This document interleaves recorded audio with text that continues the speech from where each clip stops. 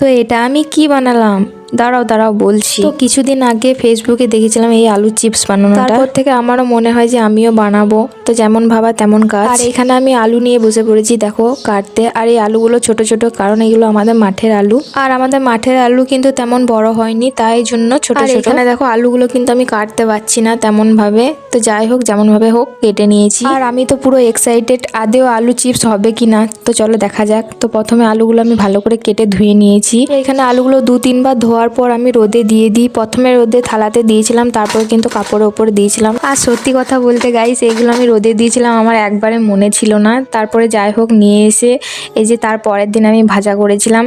তো গাইস দেখতে এতটা ভালো হয়নি, কিন্তু বিশ্বাস করো অনেকটা ভালো হয়েছিল। আর দেখতেই পাচ্ছ কতটা মুচমুচে হয়েছে। তো গাইস এটার উপর হালকা করে লবণ দিয়ে খেয়ে দেখলাম, মোটামুটি ভালোই লাগছিল।